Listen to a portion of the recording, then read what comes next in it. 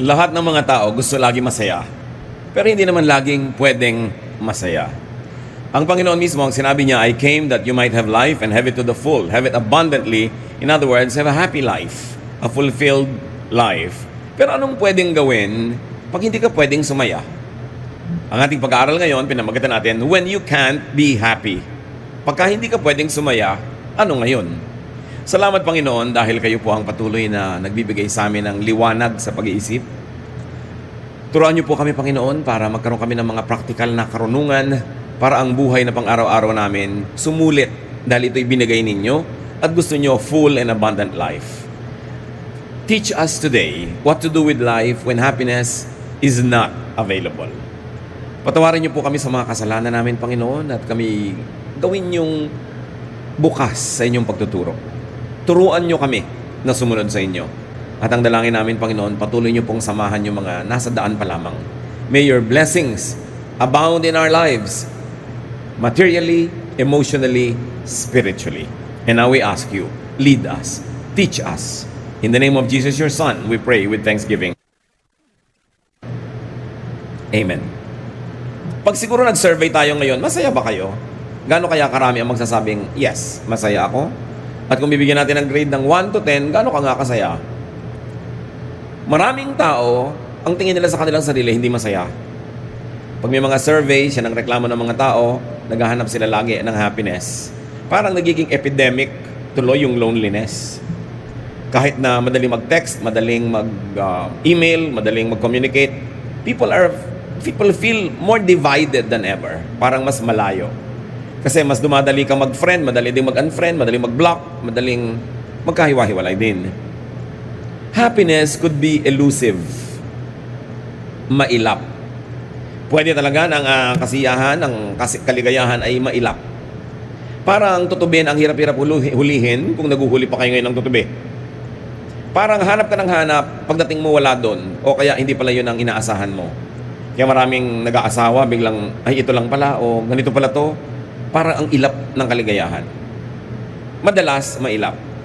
Why? Because happiness is dependent on emotion. And emotions are unstable. Anumang bagay na umaasa lamang sa damdamin o nadarama ng tao ay hindi maaaring pwedeng asahan ng matagal, panghabang panahon at tuloy-tuloy kasi paiba-iba yon. At ang kaligayahan, by its very nature, is an emotional experience. Therefore, it is dependent on something very, very unstable. Proverbs 14:13, sorrow may hide behind laughter, and happiness may end in sorrow. Yung mga iba, pag tuwang-tuwa, ang saya-saya, sabi, ay, bawasan natin, baka bukas, lumungkot tayo. Natatakot sila na pag sobrang saya, baka may bayad, o baka mamaya merong kapalit. Naobserbahan kasi ng mga tao, maraming beses na, pag ang saya-saya mo, nagkakaroon ng kasunod na kalungkutan, parang hindi naman pwedeng sumaya ng matagal. Proverbs 17:22, if you are cheerful, you feel good. If you are sad, you hurt all over. Isang malaking hamon sa tao kung paano sasaya at paano patatagalin o mananatili ang saya. Because, as we have said, happiness is elusive. There are many emotion spoilers like events. Ang saya mo na, may biglang mangyayari, may biglang maaksidente, merong biglang matatanggal sa trabaho, merong biglang magbabago ng isip tungkol sa kanyang pagmamahal sa iyo, lungkot na ang kasunod. Maraming events, unhappy. Ecclesiastes 3:1-8, obserbahan nyo yung extremes. Everything on earth has its own time and its own season. There is a time for birth and death, planting and reaping, for crying and laughing, weeping and dancing, for embracing and parting, for tearing and sowing. There's also a time for love and hate, for war and peace. Kalahati agad sa lahat ng binabanggit na seasons ng buhay ay malungkot. So, 50% na yon. Hindi pa guaranteed na sa time ng happiness, completely happy ka. Kasi kung minsan, happy ka, ikakasal ka, parang nanay mo nakasimangot kasi ayaw sa papakasalan mo. Masaya na, may lungkot pa. Yung maganda na sana yung event, pero may mangyayaring kapraso, magkakaroon ng imperfection yung event, merong kasama pa rin lungkot. Pati buhay, ang dami-daming kumasa kabilang buhay na hindi pa dapat, ang bata-bata pa, marami pang pwedeng gawin at gustong gawin. We can expect 70 years or maybe 80 if we are healthy. But Even our best years bring trouble and sorrow. Sabi, well, kung malusog ka, kaka-70 ka siguro o 80, bonus. Pag sobra ka malusog, mahaba pa kay Saron, pero kadalasan hindi nakakarating doon. At sabi, kahit pa nga humaba ang buhay, kahit doon sa magagandang panahon ng iyong buhay, meron pa rin sumusulpot ng mga problema, may nakakasingit pa rin ng mga kalungkutan. So in spite of the many good reasons to be happy, sorrow still rears its unwanted and unwelcome head.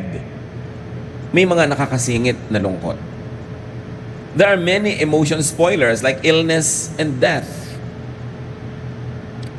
At tayong mga Pilipino na ayon sa isang social scientist ay may kilalang mahigit 300 kamag-anak.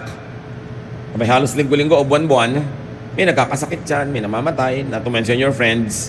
Ang daming dahilan para matanggal yung saya. Spoilers like poverty and want. Spoilers like katulad ng ating infrastructure. Ingat na ingat ka sa sapatos mo, biglang babaha. So buhat-buhat mo ngayon para hindi mabasa. Never mind, nakatapak ka na ng mga basag-basag na bote. May lungkot ang buhay. O na may saya din kung bigla kang sumukob sa payong ng isang cute.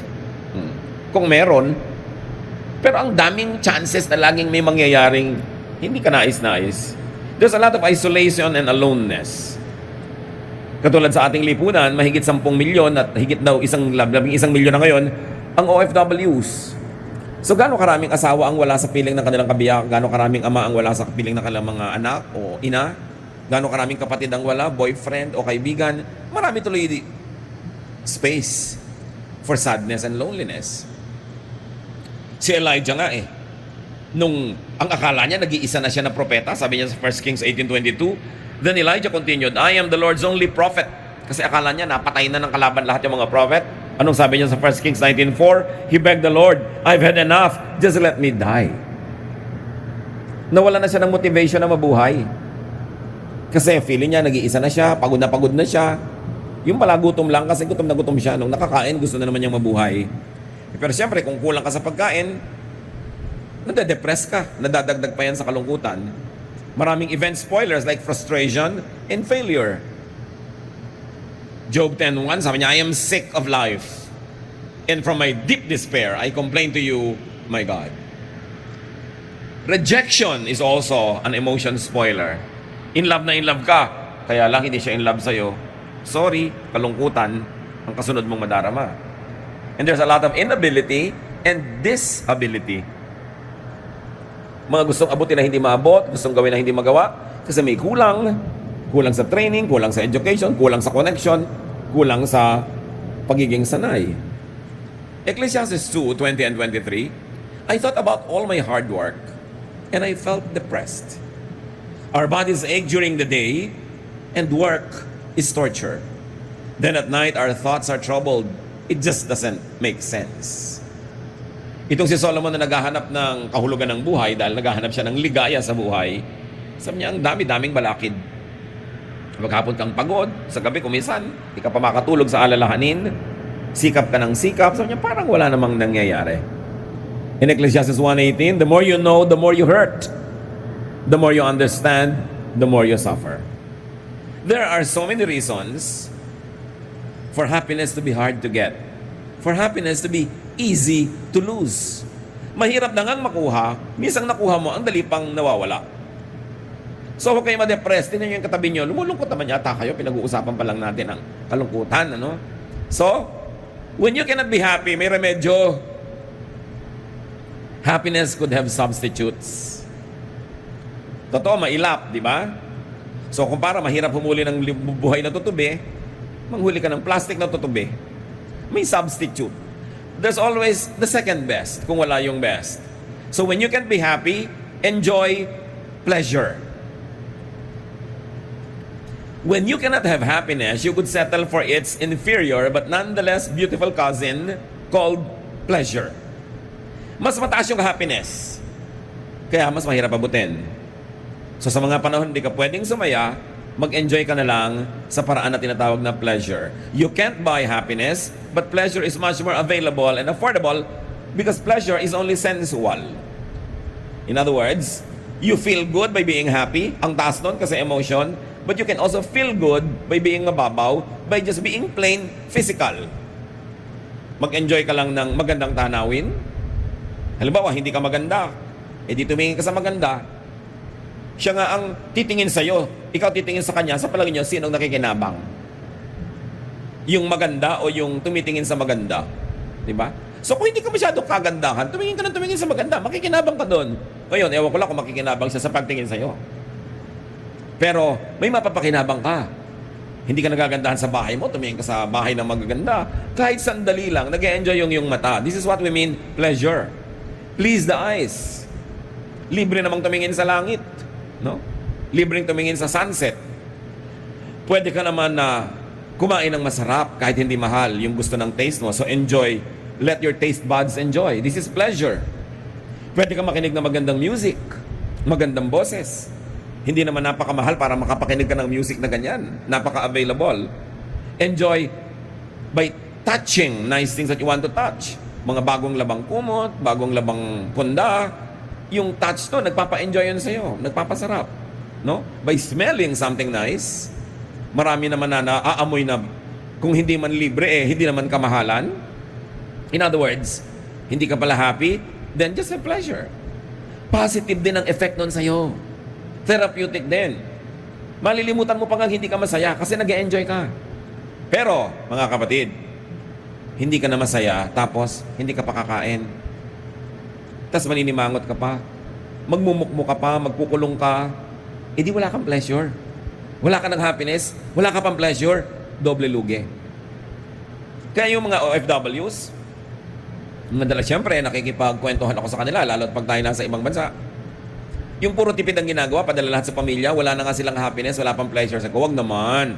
Kailangan isali mo yung sarili mo. Paminsan-minsan, kakain ka sa restaurant na gusto mo, bumili ka ng gusto mo, kailangan may pleasure ka kung wala ka man lang happiness. Para hindi ka bumigay, hindi ka mabaliw at tumalon sa tulay. Kailangan ginagawan mo yan ng paraan. As we have said, you cannot buy happiness, but you can buy pleasure. And a lot of it is even for free. So have as much wholesome pleasure as possible. Maraming pleasure na hindi masama. Mabuti pa nga. Huwag nating mamasamain yung pleasure na akala mo hindi na ginagawa ng mga anak ng Diyos yung pleasure. Sino ba gumawa ng ating senses? Ng ating sense of hearing, sense of touch, sense of smell, sense of all of this. Di ba ang Diyos na lumikha sa atin? Kasi gusto niyang maging daan yun para tayo magkaroon ng pleasure. When you look at how we were created by God, you know that God likes us to be sensual as well. Nakakapagtaka lang yung mga spiritual lagi nilang kinokontra yung sensuality, yung minamasama yung physical body, minamasama yung physical pleasures. Ang dami-daming pleasures na God-given at hindi kailangang mapahamak ang kaluluwa mo para ka masarapan, para ka mag-enjoy. Ecclesiastes 3:13, because God's gift to us is the happiness we get from our food and drink, pleasure yon, and from the work we do. Again, it is pleasure. Yung nag-enjoy ka halimbawa sa ginagawa mo, you have pleasure. Kahit malungkot ka, nalayo ka sa mahal sa buhay, pero nag-enjoy ka sa ginagawa mo, umiinom ka ng gusto mo, kumakain ka ng gusto mo rin, nalilimutan mo yung lungkot. At nagkakaroon ng positive yon na kapalit. Ecclesiastes 11:9, be cheerful and enjoy life for you are young. Do what you want, activity, and find pleasure in what you see. Sensual. Pag sobrang taas lagi ng requirement mo na emotional happiness, malulugi ka Kaya ang sabi ni Solomon, Ecclesiastes 2:10, I denied myself nothing my eyes desired. I refused my heart no pleasure. Sasabihin natin, kasi mayaman naman siya Yes, siyempre kailangan mo naman may minimum financial requirement ka para magawa mo yon. But there is pleasure for every pocket. Katulad ng may Louis Vuitton sa bawat budget. Di ba? Meron lang na a few hundreds, meron ka ng ganyan. Nakakapag-ukay-ukay yung iba, mga designer clothes, kahit ang liit ng budget. Inato mo sa gagawa niya ng paraan. Hindi laging kailangan may pera.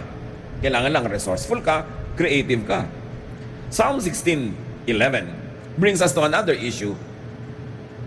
You have shown me the path of life, and you make me glad by being near to me. Sitting at your right side, I will always be joyful.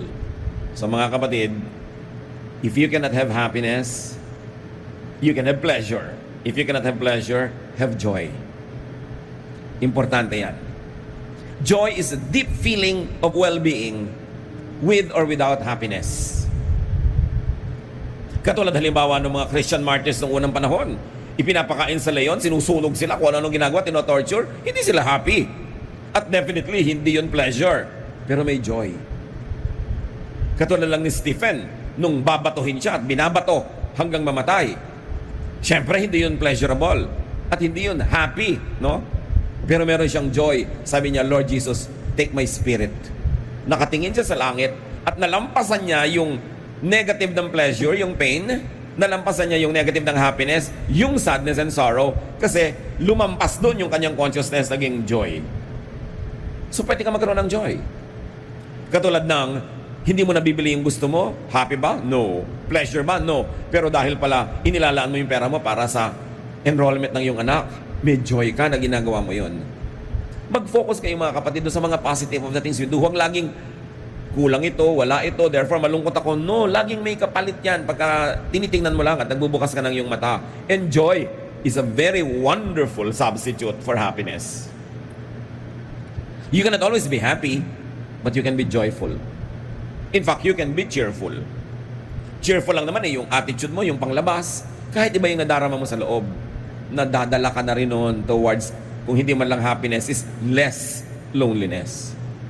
It is not happiness, as happiness is dependent on or caused by happenings. Yung joy, kaya maganda yung nangyayari kay pangit, hindi na apektuhan yung joy. Kasi mas mataas yung frequency nun eh. Naka-connecta yon sa spiritual world, sa langit, sa Diyos. Kaya nalalampasan mo ang anumang bagay. Kaya yung mga iba mamamatay, nasa deathbed.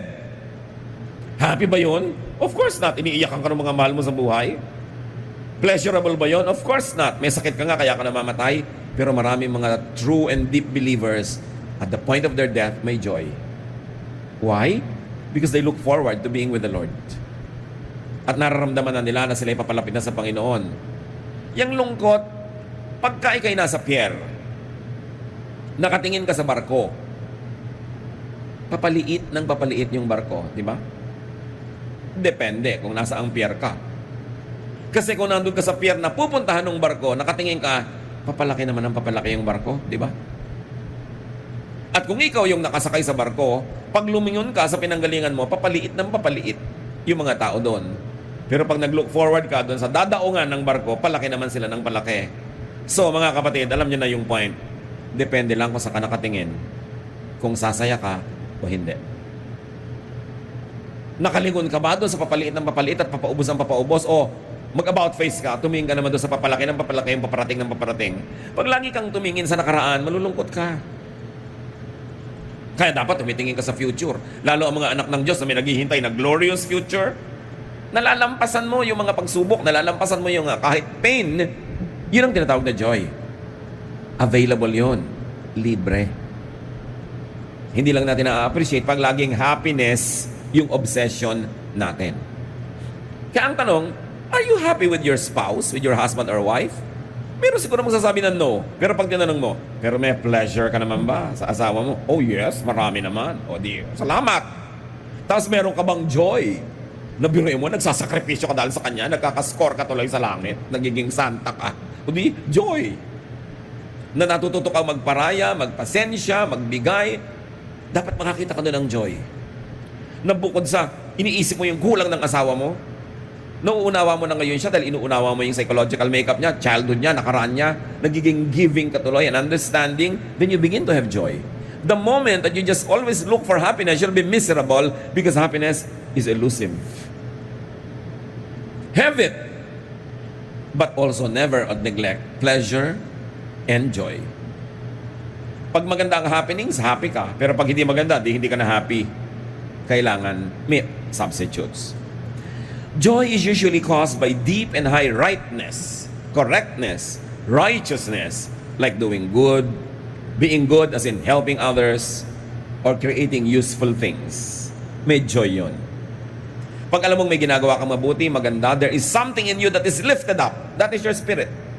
That even though your body is wasting away, even though your body is probably suffering, your spirit transcends the body, and you are transported to a higher level of consciousness, and you have joy. Kaya sabi sa Psalm 37:4, do what the Lord wants, and He will give you your heart's desire.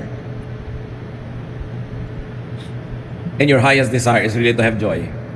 And when you do the Lord's will, joy becomes available, though there might be unhappiness and pain or lack of pleasure. So please God and have joy. Remember, if you can be happy, you can have pleasure and joy. This is doable. Bakit doable yung joy kesa sa happiness? Because you don't need anybody to cooperate with you for you to have joy. Hindi mo naman kailangan ng consent ng iba sa paggawa ng mabuti, sa pag-iisip ng mabuti, sa pagiging tama. Hindi mo kailangan ng cooperation ng sino man. Hindi katulad ng sa happiness, kailangan mo ng cooperation ng partner mo o ng partner mo sa project happiness. Pag hindi na siya nag-cooperate, lonely ka na. Kaya mas itinuturo sa atin sa scripture to be more spiritual, to focus on things that are above than those things that are below, because you have more chances of succeeding because there is more joy. Ibinigit ni Solomon, Ecclesiastes 3:12, I know the best thing we can do is to always enjoy life. So how do you maximize your enjoyment? Again, by seeking happiness and keeping it, and by also teaching yourself to be happy with the alternatives, pleasure and joy. Philippians 4:4, always be glad because of the Lord. I will say it again, be glad. It's an attitude. Hindi naman naaagaw sa atin yung attitude natin pag cheerful tayo, pag positive thinker tayo, pagka tayo ay optimistic. Now, if joy is too abstract, kung hindi pa rin ganun siya kadaling hulihin o intindihin, try fruitfulness and activity. Mga kapatid, halimbawa hindi kayo happy, wala kayong pleasure, wala kayong joy, may natitira pa na pwedeng gawin, be busy. Be busy with good things, productive and fruitful things, and you will also feel good. Halimbawa, talagang lungkot na lungkot kayo, gandahan yung mga tiklop na mga damit na mga tinitiklop nyo, o namamalansya pa kayo, super ganda, hanggang mga ohales, ang ganda-ganda ng pamamalansya mo, hanggang sa mga lukot-lukot ng raffles, inaayos mo, nalilimutan mo yung lungkot mo. Kasi may ginagawa kang maganda, may ginagawa kang tama. Basta ang point, huwag magmukmok. Huwag kang titingin sa kawalan. Huwag kang tititig sa anino. May dapat kang gawin. At ang pinaka-madali na nga dyan, get busy. Nakita nyo yung mga nakakulong sa mga prisons? Hanggang loob ng mga bote, nilalagyan nila ng barko. Sa paggawa nun, nalilimutan nila yung loneliness, yung sadness, etc., etc., yung kakulangan ng pleasure sa loob ng kulungan dahil may ginagawa sila na nag-aangat ng kanilang damdamin. Nakita nyo sila Silas nakakulong, ang inatupag nila kumanta. Nakatali, subukan yung huwag kamutin yung ilong nyo pag makate. Subukan ninyo na hindi kayo makagalaw, hindi ka makapunta sa banyo, hindi ka makainom pagka gusto mo. Tapos kung may mga kumakagat-kagat pa sa yung insekto, kung maginaw, hindi ka malang makahalukip-kip, hindi ka makapag-jacket. Kasi nakatali sila sa dungeon. Anong ginawa nila? Kumanta ng mga papuring awit sa Panginoon. Nalampasan nila yung pain, nalampasan nila yung displeasure, at nagkaroon sila ng spiritual joy, at nahawa pa ang langit sa joy nila, naghimala ang Diyos. Kinalugang lupa, nakawala sila sa kanilang pagkakatali dahil lumindol. Nalagot ang mga kadena. Basta huwag kayong magmumukmok. Do something nice, something good, something fruitful, at maiiba. Hindi lang ang inyong chemistry sa loob ng inyong katawan, hindi lang yung inyong mentality sa loob ng inyong utak, maiiba pati kapaligiran. Importante yon. Ecclesiastes 2:4-6. Anong sabi ni Solomon? I did some great things. I built houses and planted vineyards. I had flower gardens and orchards full of fruit trees. I had pools where I could get water for the trees, etc., etc. Sa palagay nyo, bakit maraming project si Solomon? Dahil siya'y masaya? O dahil siya'y malungkot? I believe malungkot siya. Kasi yun ang topic ng Ecclesiastes ay mga kalungkutan, mga hirap ng kalooban. At para maibsan ang kanyang mga kalungkutan, marami siyang ginagawang bagay. Nililibang niya ang kanyang sarili. At ang ending, hindi lang siya nalilibang. Dahil kapaki-pakinabang ang ginagawa niya, sumasaya na rin siya kung lumaon. Importante, what to do with your sadness, what to do with your feeling of inadequacy or frustration, or what to do with your pain. Do what you want. Do what you could within the limits of righteousness. Pero ang dapat, meron kayong gawin pag hindi kayo masaya. Yung kasing lungkot na hindi pinapalayas, hindi pinapalitan ng pleasure o joy o busyness and preoccupation, nanganganak yung lungkot na yun eh. Lumalalim, nakakaugat, kumakapit ng mabuti sa iyong pagkatao. Kaya sa susunod, ang dali-dali mo ng palungkutin kasi may nakatira ng kalungkutan doon sa loob. Ang hirap-hirap mo na ngayong pasayahin. Ang magiging ending yan, magkaka-depress ka na, kaya kailangan merong gawin. Sabi ni Solomon sa Ecclesiastes 9:9, life is short and you love your wife, so enjoy being with her. This is what you are supposed to do as you struggle through life on this earth. Siyempre, hindi lang naman yung wife ang context niyan. Life is short and you love your mother, so enjoy being with your mother. Life is short and you love your friends, so have time with your friends. Life is short and you like to swim, so swim a lot. In other words, sa iksi ng buhay na ito, huwag mong sayangin sa pagmumukmok at kawalan ng ginagawa. Gawin mo yung ibig mong gawin habang pinapayagan ka ng iyong sitwasyon na magawa mo yon. Sabi niya, yan ang dapat mong gawin habang nakikipagbulo ka sa maraming hamon ng buhay. Colossians 1:10, then you will live a life that honors the Lord and you will always please Him by doing good deeds and you will come to know God even better. So by doing good deeds, you know God even better. You know what that will lead to? It will lead to joy. Because when you know your Maker more, when you know the Lord even more, it is inevitable. It will happen. You will be joyful. Because the joy of the Lord will fill you. So, strive to be happy. Ipaglaban na maging masaya. Ipaglaban na manatiling masaya. Have happiness. Or have pleasure. Have joy, or have something than nothing. Kahit na may ginagawa ka lang, puti na yon. Ang sabi sa Ecclesiastes 7:14, when times are good, you should be cheerful. When times are bad, think of what it means. God makes them both to keep us from knowing what will happen next. Sabi ko, kung masaya ang panahon, magpakasaya ka. Kung malungkot, tanggapin mo rin yan, nagaling din yan sa Diyos. At pag natanggap mo, nagaling yan sa Diyos, may makikita kang kabutihan dyan. Mababawasan ang reklamo mo o lungkot kung di man lubos na mapawi ito.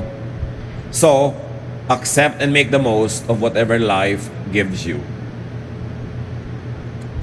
Never waste your time complaining, whining. Philippians 4:11-13, I am not complaining about having too little.